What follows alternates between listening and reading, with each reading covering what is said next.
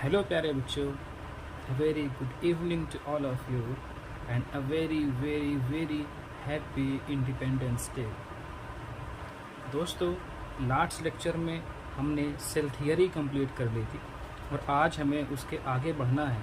आज हमारे जो टॉपिक्स हैं हम पढ़ेंगे कि आखिर हम सेल को यूनिट ऑफ लाइफ क्यों कहते हैं, ऐसी कौन सी चीज़ है, ऐसे क्या क्राइटेरिया है जो सेल को यूनिट ऑफ लाइफ बनाता है और इस यूनिट का मतलब क्या है। और उसके बाद हम सेल के एक बेसिक से ओवरव्यू की बात करेंगे। तो दोस्तों, welcome back to my channel.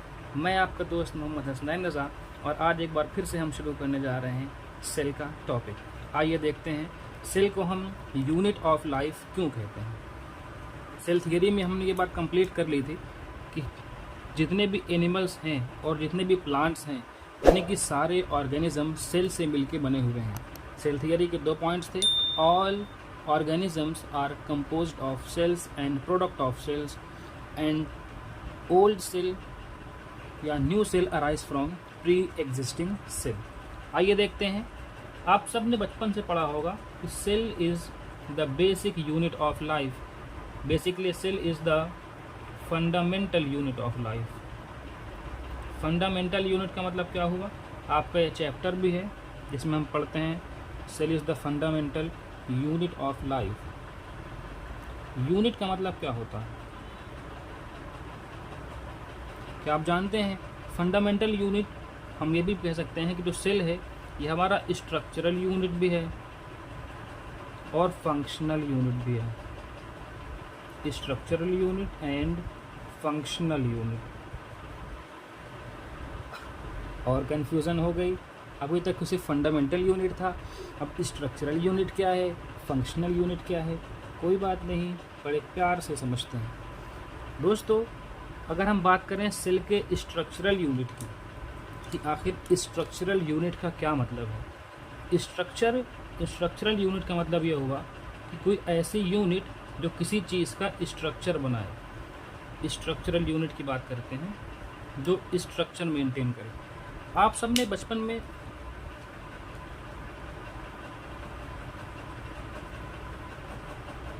देखा होगा, जब हम घर बनाते हैं तो उसकी शुरुआत हम ब्रिक से करते हैं। ब्रिक जिसे हम ईंट कहते हैं, और ये ब्रिक फिर मिलते मिलते हम ढेर सारी ब्रिक्स को मिलाते जाएं तो हमारे पास पूरी दीवार तैयार हो जाती है। यानी कि दीवार की यूनिट क्या हुआ? दीवार यूनिट का मतलब होता है कि जिसको रिपीट करके बार बार उसको हम दोहरा कर एक बड़ा सा कॉम्प्लेक्स स्ट्रक्चर हमें मिल जाए।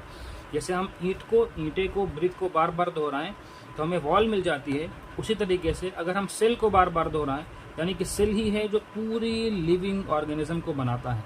हमने सेल थियरी में भी यही बात की थी कि सारे लिविंग्स बने हुए हैं सेल से मिलकर। तो स्ट्रक्चरल यूनिट का मतलब क्या हुआ?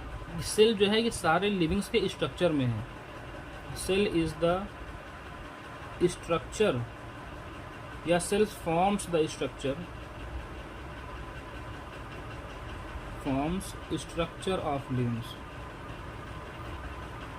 यानी कि जितने लिविंग्स हैं उनका जो स्ट्रक्चर है वो सेल से बना हुआ है। हम जानते हैं सेल थियरी का ही पॉइंट था कि all livings are made up of cells. All livings are made up of cell, कि जितने भी लिविंग्स हैं वो सेल से मिल करके बने हुए हैं। सारे लिविंग्स सेल से मिल के बने हैं। सेल ही है जो बड़े से बड़े लिविंग्स को बना रही है, फिर चाहे वो यूनिसेलुलर हो चाहे मल्टी सेलुलर हो, सबका स्ट्रक्चर जो बनाती है वो सेल होती है। आप जानते हैं कि सेल ही है, इसको हम बार बार रिपीट करें तो हमें टिश्यू मिल जाता है। टिश्यू क्या होता है? टिश्यू का पूरा चैप्टर हम पढ़ेंगे डिटेल में। टिश्यू बेसिकली सेल का एक ग्रुप होता है, सेल का ऐसा ग्रुप जिसमें जो सेल्स हैं उनका ओरिजिन सेम है, उनका फंक्शन सेम है, उसको हम टिश्यू बोलते हैं। फिर टिश्यू को आप बार बार रिपीट करें तो आपको ऑर्गन मिल जाता है, फिर ऑर्गन, और फिर ऑर्गन को बार बार रिपीट करते चले जाएं तो आपको एक पूरा ऑर्गेनिज्म मिल जाएगा, यानी कि पूरा का पूरा जीव मिल जाएगा, पूरा का पूरा लिविंग मिल जाएगा। तो इस पूरे ऑर्गेनिज्म को बनाने में बेसिकली किसका रोल हुआ? सेल का रोल हुआ। इसीलिए हम कहते हैं कि सेल जो है ये स्ट्रक्चरल यूनिट ऑफ लाइफ है। आइए अब बात करते हैं कि फंक्शनल यूनिट का मतलब क्या हुआ।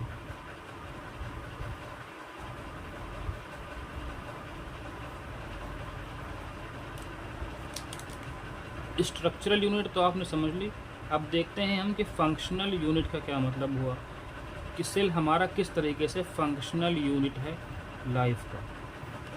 फंक्शनल यूनिट का मतलब ये हुआ कि लाइफ के जितने भी फंक्शंस हैं, ऑल फंक्शंस ऑफ लाइफ, जितने भी फंक्शंस हैं या जितने भी फंक्शंस आप किसी लिविंग ऑर्गेनिज्म को करते हुए देखते हैं, या वो सारे फंक्शन जो लाइफ के लिए नेसेसरी हैं, ज़रूरी हैं, ऑल फंक्शंस फॉर लाइफ या नेसेसरी फॉर लाइफ, वो सारे फंक्शन जो लाइफ के लिए नेसेसरी हैं, उन फंक्शन को परफॉर्म कौन करता है? आपकी सेल करती है। Necessary for life are performed by cell.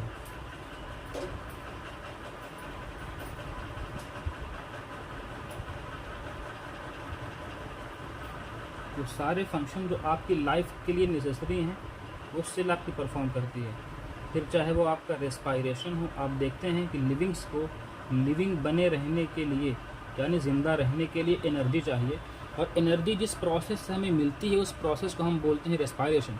Basically हम जो खाना खाते हैं उस खाने को हम डाइजेस्ट करते हैं, और डाइजेस्ट करके उस खाने को हम भेजते हैं, डाइजेस्ट करके उस खाने को हम भेजते हैं ब्लड में, और ब्लड पहुंचाता है हर सेल के पास, और सेल में उस खाने से हम एनर्जी बनाते हैं। तो उस एनर्जी बनाने के फंक्शन को रेस्पायरेशन कहते हैं। तो रेस्पायरेशन कहाँ पे होता है? सेल में होता है। अगर हम बात करें मेटाबॉलिज्म की, यानी कि हमारे सेल में उसके अलावा बहुत सारी रिएक्शंस चल रही हैं, वो सारी रिएक्शंस, केमिकल रिएक्शंस को हम कॉमनली मेटाबॉलिज्म बोलते हैं। वो सारी केमिकल रिएक्शन जो एक लिविंग स्टेट को मेंटेन करने के लिए, लिविंग को ज़िंदा बनाए रखने के लिए ज़रूरी है, उसको हम मेटाबॉलिज्म बोलते हैं। तो मेटाबॉलिज्म भी कौन कर रहा है? सेल कर रही है। अगर हम बात करें ग्रोथ की, पूरे के पूरे जो ऑर्गेनिज्म ग्रोथ कर रहा है, लिविंग ग्रोथ करते हैं, तो ग्रोथ बेसिकली कहाँ पे होती? सेल में होती। सेल ग्रो करती है तो टिश्यू ग्रो करता है, टिश्यू ने ग्रो किया तो ऑर्गन ने ग्रो किया, ऑर्गन ने ग्रो किया तो पूरे ऑर्गेनिज्म ने ग्रो किया। तो जो ग्रोथ होती है ये भी बेसिकली कौन करता है? सेल करता है। अगर हम बात करें रिप्रोडक्शन की, तो रिप्रोडक्शन भी कहीं ना कहीं सेल ही करता है। यानी कि हमारी पूरी बॉडी को ग्रोथ करने के लिए ढेर सारी सेल को बनाना है, और सेल बनाने को हम सेल डिवीज़न बोलते हैं, उसी को हम रिप्रोडक्शन बोलते हैं। तो रिप्रोडक्शन भी चाहे उस मीनिंग में हो या इस मीनिंग में कि नया इंडिविजुअल बनाना है, नया ऑर्गेनिज्म बनाना है, तो उसमें भी सेल ही रिस्पॉन्सिबल होती है। सेल को ही हम ट्रांसफ़र करते हैं, फिर चाहे वो फीमेल की एग सेल हो या मेल की स्पर्म सेल हो, ये दोनों रिप्रोडक्शन करवाती हैं, और ये कौन है? सेल है। तो इसीलिए हम कहते हैं कि जो हमारे सेल है ये फंडामेंटल यूनिट है, यानी कि स्ट्रक्चरल यूनिट भी है और फंक्शनल यूनिट भी है। स्ट्रक्चर भी सेल ही बना रहा है और फंक्शन भी सेल ही बना रहा है। आई होप कि ये एक्सप्लेनेशन आपको समझ आया होगा। आइए अब बात करते हैं सेल के एक बेसिक से ओवरव्यू की। हमने बात की कि सेल के सारे फंक्शन या लाइफ के सारे फंक्शन सेल परफॉर्म करता है, और लाइफ जहाँ जहाँ भी है वहाँ वहाँ कौन है? सेल है। एक एनसीईआरटी ने एक स्टेटमेंट लिखा है, एनसीईआरटी का एक स्टेटमेंट मुझे याद आया। एनसीईआरटी लिखती है कि nothing less than a complete structure of a cell, nothing less than a complete structure of a cell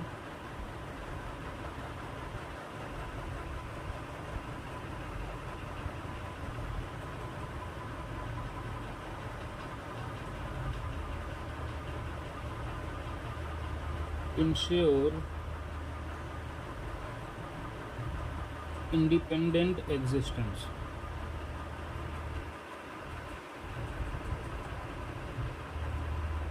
ये आपकी एनसीईआरटी का स्टेटमेंट है। आप 11th की एनसीईआरटी उठाइए, चैप्टर खोलिए cell the unit of life, तो वहाँ पे आपको मिलेगा एनसीईआरटी ने कहा कि anything less than a complete structure of life does not ensure independent existence. क्या मतलब हुआ? कि बिना सेल के हमें लाइफ नहीं मिल सकती है। Without cell life is not possible. अगर कोई ऐसा स्ट्रक्चर है जो सेल से भी छोटा है तो वहाँ पे लाइफ होना पॉसिबल ही नहीं है। Without cell life is not possible. अगर सेल नहीं है तो वहाँ पे लाइफ नहीं है। या फिर इसी को हम ऐसे भी कह सकते हैं कि जहाँ जहाँ सेल है वहाँ वहाँ लाइफ है, जहाँ जहाँ लाइफ है वहाँ वहाँ सेल है। आपने बेसिकली सुना होगा, ज़रूर सुना होगा वायरस के बारे में। आप सब कोरोना वायरस जानते हैं। कोरोना वायरस की एक पेंडेमिक आई थी। वायरस क्या है? हम कहते हैं कि वायरस नॉन लिविंग है, या बेसिकली वायरस में लाइफ नहीं है। ऐसा हम क्यों कहते हैं? जबकि वो ग्रोथ भी कर रहा है, रिप्रोडक्शन भी कर रहा है, लोगों को इन्फेक्ट भी कर रहा है, लेकिन वायरस नॉन लिविंग है। ऐसा क्यों? क्योंकि वायरस सेल नहीं है, नॉट अ सेल। तो यहाँ से क्या पता चला कि जहाँ जहाँ सेल है वहाँ वहाँ लाइफ है, जहाँ जहाँ सेल नहीं वहाँ वहाँ लाइफ नहीं। और सेल होने के लिए कम से कम जो चाहिए वो एक लाइफ होने के लिए कम से कम जो चाहिए वो सेल का होना चाहिए। इसीलिए एनसीईआरटी कह रही है anything less than a complete structure of life does not ensure independent existence, या फिर nothing less than a complete structure of life ensure independent existence. आगे बढ़ते हैं। सेल के एक बेसिक से ओवरव्यू की बात करें कि सेल में क्या क्या होता है। अगर हम बात करें कि सेल की, तो आपको जहाँ जहाँ भी सेल दिखाई देगी वहाँ पे 3 चीज़ें ज़रूर दिखाई देंगी। यानी कि सेल के कंपोनेंट्स की बात करें तो सेल 3 चीज़ों से मिलकर के बनता है। एक तो सेल के फ्लूइड को, मैट्रिक्स को घेरे हुए हमें सेल मेम्ब्रेन मिलेगी। जी हाँ, याद आया आपको कुछ? हम जब पढ़ रहे थे सेल थियरी तो श्वान ने कहा था कि जितनी भी सेल्स हैं, चाहे वो प्लांट सेल हो या एनिमल सेल हो, उनके बाहर एक स्ट्रक्चर होता है, एक मेम्ब्रेन होती है, एक कवरिंग होती है, एक लेयर होती है, उसी को हम सेल मेम्ब्रेन या प्लाज्मा मेम्ब्रेन बोलते हैं। तो एक तो सेल में आपको प्लाज्मा मेम्ब्रेन मिलेगी। प्लाज्मा मेम्ब्रेन के साथ साइटोप्लाज्म होगा, यानी कि सेल में एक प्लाज्मा मेम्ब्रेन हुआ साइटोप्लाज्म। और उसके अलावा क्या होगा? आपको एक डार्क कलर का एक स्ट्रक्चर मिलेगा जिसको हम बोलते हैं न्यूक्लियस। सेल में ये 3 चीज़ें ज़रूर मिलेगी, सेल मेम्ब्रेन, साइटोप्लाज्म और न्यूक्लियस। जो साइटोप्लाज्म है, अगर इसकी बात करें, साइटोप्लाज्म के अंदर भी हमें ढेर सारे अलग से मेम्ब्रेन के बाउंड छोटे छोटे स्ट्रक्चर्स देखने को मिलेंगे। बेसिकली सेल एक, समझिए कि सेल एक बड़ा सा रूम है, उसके अंदर छोटे छोटे रूम बने हुए हैं। उन रूम की अपनी वॉल्स हैं, अपनी मेम्ब्रेन्स हैं, उनको हम बोलते हैं सेल ऑर्गेनल्स। तो साइटोप्लाज्म में आपके सेल ऑर्गेनल्स तैरते हुए आपको दिखाई देंगे। सेल ऑर्गेनल्स जैसे कि माइटोकॉन्ड्रिया, यही वो माइटो स्ट्रक्चर है जो रेस्पायरेशन करता है, बेसिकली हमारे लिए एनर्जी बनाता है। जैसे हुआ इंडोप्लाज्मिक रेटिकुलम, जैसे हुआ आपका गोल्जी बॉडी, जैसे हुआ आपका लाइसोसोम, जैसे प्लास्टिड, आपने क्लोरोप्लास्ट पढ़ा जो प्लांट्स की लीफ को ग्रीन स्ट्रक्चर देता है, ETC। ये सारे क्या हैं? आपके सारे सेल ऑर्गेनल्स हैं जो आपको साइटोप्लाज्म के अंदर मिलेंगे। हम इनको डिटेल में एक एक करके पढ़ेंगे। अगर सेल का एक रफ डायग्राम बनाएं, रफ डायग्राम, तो जी हाँ, सबसे बाहर आपको मिलेगी, आप जान गए होंगे ये क्या है, this is your cell membrane. ये बहुत ही रफ डायग्राम बना रहा है। सबसे बाहर आपको सेल मेम्ब्रेन मिले।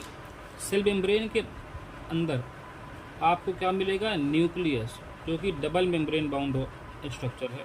न्यूक्लियस में आपको 2 मेम्ब्रेन दिखाई देंगे, और इन दोनों मेम्ब्रेन्स में क्या होता है? कुछ छोटे छोटे ओपनिंग्स होती हैं, छोटे छोटे पोर्स होते हैं। उन पोर्स को हम क्या बोलते हैं? Nuclear pore. यही पोर है जो आपके साइटोप्लाज्म और न्यूक्लियोप्लाज्म, यानी कि सेल के फ्लूइड, सेल के मैट्रिक्स और न्यूक्लियस के मैट्रिक्स के बीच में ट्रांसपोर्ट के लिए रिस्पॉन्सिबल है।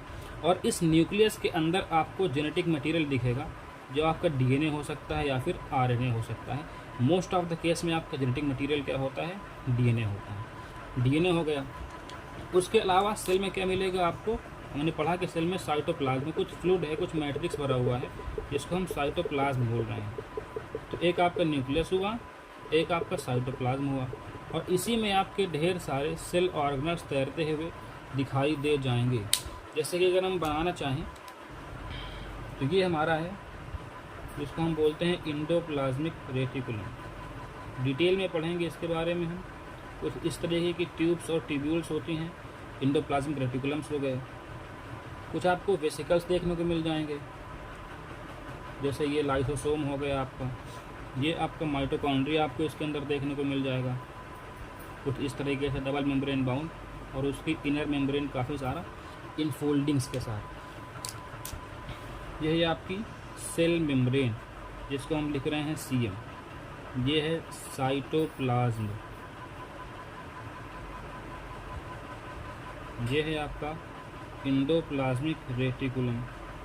ये हुआ राइबोसोम्स। राइबोसोम्स भी सेल ऑर्गेनल्स होते हैं जो विदाउट मेम्ब्रेन बाउंड होते हैं। और ये हुआ आपका main controlling part of the cell, जिसको हम बोलते हैं न्यूक्लियस। और इस न्यूक्लियस के अंदर आपको दिखाई दे रहा है जेनेटिक मटेरियल, जो कि है आपका डीएनए। ये हुआ सेल का एक बेसिक सा ओवरव्यू। एनसीईआरटी कहती है, क्लास 9 के एनसीईआरटी उठाएं या क्लास 11 के एनसीईआरटी उठाएं, एनसीईआरटी कह रही है कि सेल जो है इसका शेप और साइज़ फिक्स नहीं होता है। यानी शेप ऑफ सेल और साइज़ ऑफ सेल वेरी करता रहता है। अलग अलग ऑर्गेनिज्म या फिर एक ही ऑर्गेनिज्म के अंदर अलग अलग जो सेल्स हैं उनका शेप और उनका साइज़ अलग अलग होता है। Shape and size of cell can vary organism to organism, यानी अलग अलग ऑर्गेनिजम्स में आपको अलग अलग शेप और अलग अलग साइज दिखाई देगा। एंड सेल टू सेल, यानी अलग अलग सेल में भी आपको एक ही ऑर्गेनिज्म के अंदर की जो कई सारी सेल हैं उनका भी शेप और साइज़ फिक्स नहीं होगा। यहाँ पे आप देख रहे हैं एनसीईआरटी के डायग्राम, जिसमें एनसीईआरटी ने ढेर सारी सेल्स दिखाई हुई हैं। जैसे आपकी ब्लड सेल दिखाई दे रही है, आपको स्पर्म सेल दिखाई दे रही है, नर्व सेल दिखाई दे रही है, जो अलग अलग शेप सबका है और सबका साइज़ भी अलग अलग है। अगर हम बात करें कि लार्जेस्ट सेल कौन सी है, सबसे बड़ी सेल, लार्जेस्ट सेल, सारे लिविंग्स में बात करें तो जो लार्जेस्ट सेल होती है ये होता है आपका एक एग सेल। बेसिकली आपके ऑस्ट्रिच का एग, शुतुरमुर्ग का अंडा, ऑस्ट्रिच एग, ये लार्जेस्ट सेल है और सिंगल सेल होती है।